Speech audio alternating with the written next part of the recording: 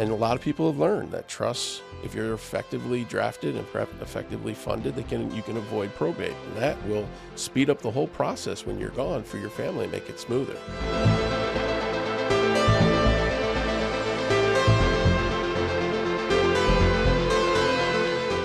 Intergenerational wealth transfer. There's no better person to talk about this topic than Mike. I'm excited to have you on the show. This one for me is special because we talk often about Gen X being the sandwich generation, right? The one between the boomers and the millennials. And Gen X, I'm Gen X, have a challenge presented to us with this wealth transfer about not only the potential wealth transfer, but how do you manage that on both sides with your aging parents and with your children? Mike, excited to have you on this show. Thanks for joining us. My pleasure, Tony. Thanks for having me. Awesome. I want to dive right in. I mentioned the sandwich generation, and we talk about this a lot. Gen X has been classified as the latchkey kids, those that go it alone, right? So they would come home from school. Both parents would be working. The dad would go to the bowling alley. The mother would go to some other club, and they'd be on their own. Mm-hmm. And they'd be making their dinner. They would be opening up the door themselves and living that life. And now they find that same thing happening as it relates to financial advice. They're kind of in this middle, right, between the boomers and the millennials. And they're facing a lot of challenging things as it relates to intergenerational wealth. So why is it more complicated than ever before, Mike? When you think about where they're positioned, they're looking at retirement in the next 10 to 20 years. They're seeing this influx of capital, but the aging parents and the kids. Why is it more complicated now? Well, I think the size of the amount of the wealth transfer, $124 trillion, $100 trillion of that wealth transfer is going to women, by the way. And I think that the complexity of the investment environment today among asset classes, we used to have industrial asset classes that we see news about and everything else. Well, the news today is about technology, AI, crypto, blockchain. And you talk to a lot of people, they don't know a lot about it. And so the intimidation factor from the size and the intimidation factor from the, shall we say, lack of knowledge about asset classes beyond the traditional ones is probably the biggest thing that these generations have to face. And advisors can help them do that. So even more so, talk about the emotional and the financial dynamics involved in this, because it's not just stocks and bonds. It's not $100 trillion, but there's an emotional level here and a financial dynamic as it relates to aging parents and children. Sure. Stress, guilt, ignorance, that can overwhelm somebody who's in that sandwich. It reminds me of an advertisement back in I think it was the late 90s, early 2000s from one of those financial services firms, where they show the logo of the financial services company. It's during a football game. And they show an arrow and an X and an O coming from the left side, and it's kids getting ready to go to college. And from the right side, X's and O's, arrows going to the middle. It's parents aging and going into cognitive decline and needing help. And then X's and O's going up through the middle in your own retirement. Trying to balance all three of those is frankly impossible. And so you got to do your best with what you have, and having advisors to be there helping you do that and sort through it. What's most important is probably the most effective way to get started. Yeah, I mean, I think about, not only the emotional or the challenge, the taxing on the mind, but we have parents living with us, and we have college age or graduated kids still living with us as well as Gen Xers. And it just complicates the issue even more, right? Because there's the rite of passage is being delayed by the younger generations. And the older folks might not have saved or prepared for long-term care. Sure. And the advisor is so critical to helping, right, navigate those complex topics, provide advice in a third-party way, right? Neutral. Yeah, to help you really, rationalize is the wrong word, but to really say, no, this is the right decision. This is what you should be doing. I've been in that case with clients where I've actually been in family meetings with Generation 1, Generation 2, and Generation 3. And we're simply talking about family dynamics and the value the differences in values from generation to generation Sure. is almost a crevasse that's too deep to cross. So you got a lot of compromise has to come in when you start talking about these things. And you're the mediator. Yeah, exactly. And how does that go over? Sometimes you're their priest, and sometimes you're their professional, and hopefully you toe that line well. I love it. So when we get into tactical considerations, just give me the basics, the foundational strategy around the generational wealth transfer. What should we be looking for as we're coming upon this? Well, I've always said to my clients that it's your job to come up with your vision. You don't have to worry about the taxes. You don't have to worry about estate planning technical aspects. Your advisors, your attorneys, your CPAs, they'll craft what you see and want for your own plan. But we'll also educate and explain some of the consequences of some of the things in your vision, or maybe some of the things in your vision can't be done under taxing. But that's our job to do that. But ultimately, if you take away concerns about whether I understand any of this or anything, or if I do I need to know more before I do it? No, just come to the table with what you want to have happen. Let the advisors massage it for you. Sure. That makes a lot of sense. This one rings really true to me when I think about, making those plans, like, especially as it relates to providing an inheritance, right? The gifting, the legacy. What's your take on what you give now versus what you give later? In other words, Sure. Like, how do you give actively now? What's the balance between that and then maybe the lump sum inheritance at the end? Sure. Well, the first thing I always talk about is capacity, fiscal capacity to make gifts. And the first thing I always tell my clients is we got to understand what your balance sheet looks like so that you're taken care of before we get into this gifting. Kind of along the lines of when you're on the airplane and the oxygen mask drops down, they say fasten your first before helping somebody else. Sure. That's what you should be doing. That's the first thing to think about. Once you start doing that, then you start talking about, okay, how do I do it? Do I do it with cash? Do I do it with assets? And how often do I do it? Do I do it on a regular basis and trying to dial it back over the years? Or should I do it on an event basis? Or should I do it proactively without even asking my kids? These are the things that go back into that vision, though. What's most important to you? What's most important to your principles and your values? Raising your kids to be economically and encouraging them to be fiscally independent, or having them be part of the family and, laying them in on their tent to see exactly what you have and what's ultimately going to go to them, and have them participate in that decision-making process. I like that. And so that's a great example of potentially your gifting strategies could be like, I'm very committed to helping with education. Correct. Or I'm really committed to helping with, a certain lifestyle choice or whatever that is. But by creating those guardrails, you don't create dependency necessarily. No.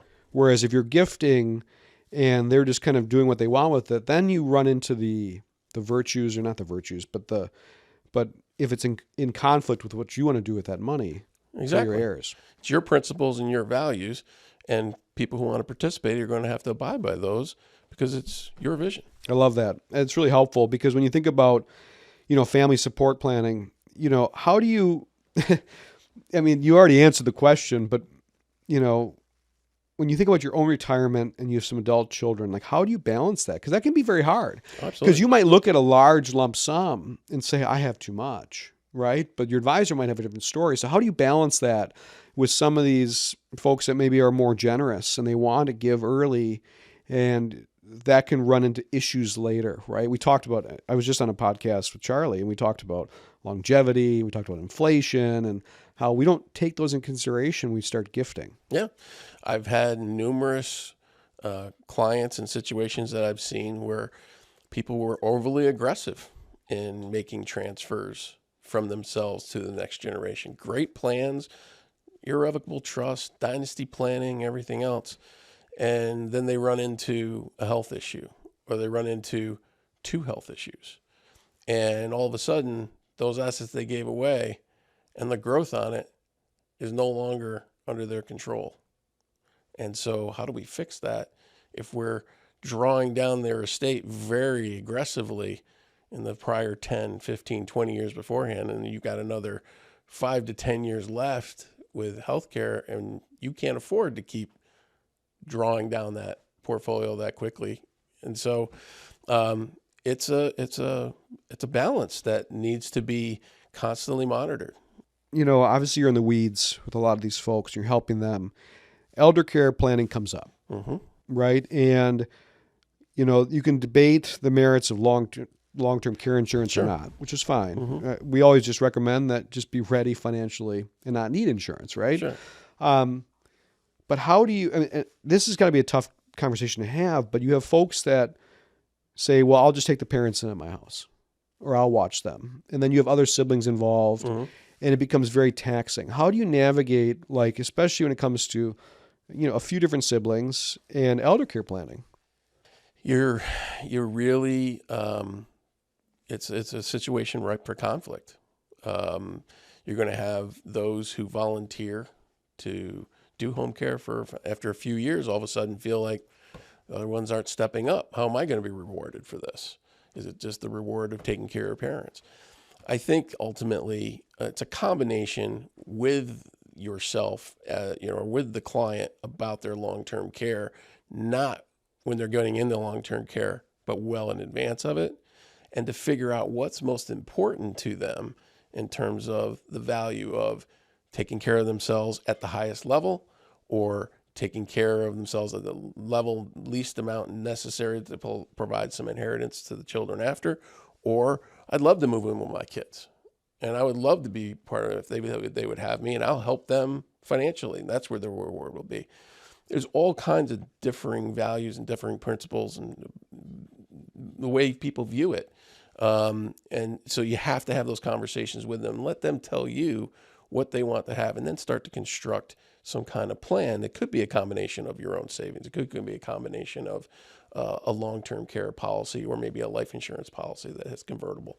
There's all kinds of different products. There's no, single panacea or magic wand that will solve this. Conversations will help you get there. I've been through that myself in my own family. And we dealt with that as well. And it was tough because as much as we wanted to, manage my grandmother who lived with us for a while, it became very taxing. And it wasn't even financially taxing. It was just the care. Sure. It was the additional care and the sweat of the brow effort that goes with that. Sure. Yeah. And then to your point, there can be some contention with siblings, right? Sure. And there can be some challenges there as well. So it's really being well prepared early on for that, right? And thinking not about, if it's your parents, thinking not about what they're going to leave you, but how can you judiciously use their retirement funds for that care properly. So let's talk more tactical, right? And I guess some of these words, we need to take a step back and kind of define them. But when you think about trusts, right, giving strategies, 529s, what role do those kind of elements play? But again, before you kind of dip into each one of them, especially trust and estate plans, because those can get fairly complicated. Sure. Let's define those out first and make them, I suppose, help the audience understand that while they're complicated, if you have the right financial advisor, it's actually a simple process. Absolutely. Yeah. I think a lot of those things have terms that, again, intimidation factor. I think trusts are for rich people. No, trusts can be for anybody. It's a great tool, a great vehicle for anybody who wants to use those assets. And a lot of people have learned that trusts, if you're effectively drafted and effectively funded, you can avoid probate. And that will speed up the whole process when you're gone for your family and make it smoother. When you say avoid probate, just for the listeners. Sure. So when you die, your assets are inventoried, and anything that's in your name is probatable. It has to go to the probate court to be processed. So you're immediately getting into the government system and going through the court system, and you got to take time to notify everybody else before 6 months later they finally give you an order from the court, what they go some courts call letters testamentary, given to whoever's representing the estate, the executor or the personal representative, to go out and now transfer these assets 6 months after somebody passed away. You put it in a trust, it's private. Court doesn't have to be involved. The assets are owned by the trust. The person who granted the trust passes away. The instructions in the trust say what happens when the grantor passed away. Well, it's just like an instruction book. The successor trustee, their job is to follow the instructions and pass the assets according to what the trust says. Probate courts never gets involved. So I love that. I just want to punctuate that. You had mentioned that the trusts aren't just for the wealthy, Sure. right? And they really are a nice tool for anyone to have at their disposal, because that's a nice means to avoiding long, arduous, expensive court proceedings Sure. over the distribution of assets. Yeah. I think everyone should really consider a trust, Absolutely. right? Not only just for I mean, it's just nice to have one set up. Sure. They're not expensive to build, they're not expensive to set up, but it gives you peace of mind. We call them testamentary substitutes. They effectively work just like wills, except they don't have to go through the probate process. That's what the disposition language says when someone dies. Looks just like a will, but it's all done in private. What about estate planning? That's also a scary word, right? But again, a very approachable element that we should be all considering, especially in light of intergenerational wealth and this large transfer. Yeah. I mean, we have estate planning that comes from doing the right documents and having the right plan in place, but you also have the taxes that go with it, state taxes, income taxes. How are things being treated at death, depending on where those assets are, who held them, who owned them, and where they going forward. So that complexity can get sorted out pretty quickly once you find out what's part of your plan, and you can see these assets aren't going to be subject to income tax when it comes to the beneficiaries of that trust. Sure. Just as important as a will. Right. Really. Absolutely. Yeah. And when you do a trust, particularly a revocable trust, you're going to have a will done with it anyway. They call it a pour-over will, so that anything that does sneak into the probate process, I always tell clients, you do a revocable trust, we fund it, and you have nothing owned by your trust, and then you go out and buy a boat. And they ask, how are you going to own it? And you say, I forgot the name of my trust. Just put it in my name. All of a sudden, that boat is now a probate asset. 10 years later, you pass away, you still got that boat. That's got to go through probate. Well, pour-over will grabs that boat, and the pour-over will says, anything that goes through probate is going to get dumped into this trust. Oh, I didn't know that. That's awesome. And then finally, 529s, right? What a great investment vehicle. What a great way to help gift, right? But also, they're scary because they seem limiting. Oh, they may seem limiting, but they have evolved in almost 30 years since its existence. The tax advantage nature of it is just a small piece of what they can use. They've expanded now to not just secondary education, but even beforehand. And now you have the ability, to the extent that if you grow these things tax deferred and you end up, say, quote unquote, overfunding. Say you funded one for a child, expect them to go to an Ivy League, and they're going to a state school, and they spend 10-20% of what they would have spent in an Ivy League.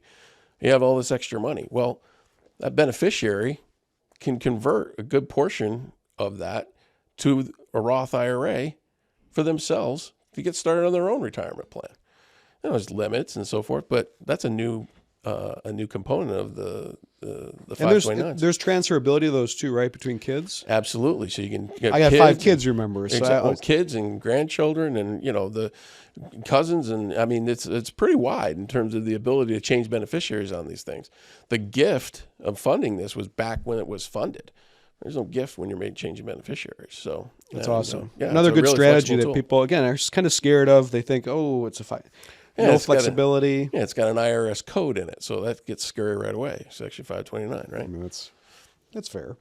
All right, we thanks again, Mike. What a great. I love the tactical elements at the end. Those are very helpful. We have this segment on the show. We're calling it kind of Back to the Future. I don't know if you picked this up yet, but there's a little bit of an 80s vibe to this show. I get it. Gen X, of course. And so what I'd love the listeners to hear from you is if you could go back in time and tell your younger self something, right? Some money moment or experience or just bad or good decision. If you can go back, and again, no sports betting. If you can go back and tell them, tell your young self one thing, kind of going back to the future, what would that be? Well, the one thing that I wish I took advantage of 30 years ago when they started was contributing to a Roth IRA. Okay. With any dollars I had, whether I was eligible to make that contribution, but now having to convert it, there's a tax consequence if I have an IRA. So I'm using my kids as my, kind of my second bite of the apple, where each one of them is funding a 529, or excuse me, a Roth IRA through what they call the backdoor Roth IRA contribution. So they're putting in their 401k plans, they're saving on their own, but we're also holding back $7,500 to put into a traditional IRA that we immediately convert to a Roth IRA when they're very young. And that money will continue to grow, not only tax deferred, but tax free. And rule of 72, you get 7%. That's going to double every 10 years. If they're working 40 years, that's a pretty good number if you're continuing to contribute to a Roth. Love that one. What a nice little hack. Awesome episode. Very helpful. When you think about intergenerational wealth transfer, the sandwich generation, and all the stuff in between, Mike, I think you're going to have some fans after the show. I think people are going to follow you. How would they do so? Is it LinkedIn? Are you on TikTok? Are you on Instagram? Where are you, Mike? I am on LinkedIn. I'm Okay. I'm an advisor with Moran Wealth Management, so you can find me at the Moran Wealth Management website. And I'm pleased to be part of this series with you, Tony, and looking forward to doing more. A lot of fun. Dime After Dime is going to be a great show. Thank you all for joining us. If you like this episode, make sure you like and subscribe. But I encourage you to share with a friend, right? The idea around this show is giving you an opportunity to kind of spread that wealth, if you will, of information, dime after dime. Thanks, Mike.